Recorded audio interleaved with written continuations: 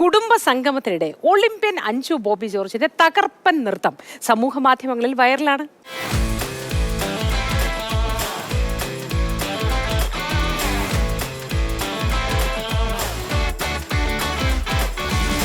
നമ്മളെല്ലാ വർഷവും വീട്ടിൽ കൂടാറുണ്ട്. അപ്പോൾ ഈ വർഷം ഞങ്ങൾ നെക്സ്റ്റ് ജനറേഷൻ കിഡ്സ് ആണ് ഇത് ഓർഗനൈസ് ചെയ്തത്. അപ്പോൾ അവരാണ് പറഞ്ഞത് എല്ലാവരും ഓരോ തീമിൽ വരണമെന്ന്. അപ്പം ഞാൻ എനിക്ക് ഈസി ആയിട്ട് പറ്റുന്ന ഒരു ഇത് തിരഞ്ഞെടുത്തതേ ഉള്ളൂ, അല്ലാണ്ട് അങ്ങനെ ചിന്തിച്ച് ചെയ്തതൊന്നും അല്ല. ആക്ച്വലി ഞാൻ ഏത് പാട്ടാണ് അവരിടുന്നതെന്ന് പോലും എനിക്കറിയില്ലായിരുന്നു. അപ്പം ഞാൻ ജസ്റ്റ് കേട്ടപ്പം ചെയ്തതേ ഉള്ളൂ.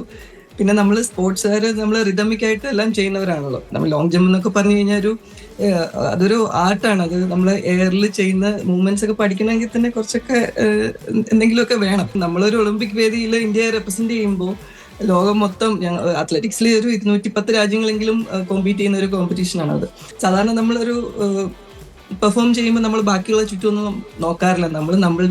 നമ്മൾ എൻജോയ് ചെയ്ത് ചെയ്യുക എന്നുള്ളതാണ്. ആളുകൾ എപ്പോഴും അഞ്ജു ബോബി ജോർജ് എന്ന് പറയുമ്പോൾ ഒരു സ്പോർട്സ് അറ്റയറിൽ റൺവേയിൽ ഇങ്ങനെ ഒരു എന്താ പറയാ ടെൻഷൻ പിടിച്ച മുഖമായിട്ട് ജമ്പ് ചെയ്യാൻ നിൽക്കുന്ന ഒരാളെ ആയിരിക്കും എപ്പോഴും കണ്ടിട്ടുണ്ടാവുക. അപ്പൊ അതിൽ നിന്നൊരു വ്യത്യസ്തമായിട്ടൊരു രൂപത്തിൽ കണ്ടപ്പോൾ ആൾക്കാർക്ക് ഒരു കൗതുകം തോന്നി. നമ്മൾ ചിന്തിക്കുന്ന ഒരു അറ്റയറും ഒരു പേഴ്സണാലിറ്റിന്നും മാറി കാണുമ്പോൾ നാച്ചുറലി എല്ലാവർക്കും ഒരു കൗതുകം ഉണ്ടാവും.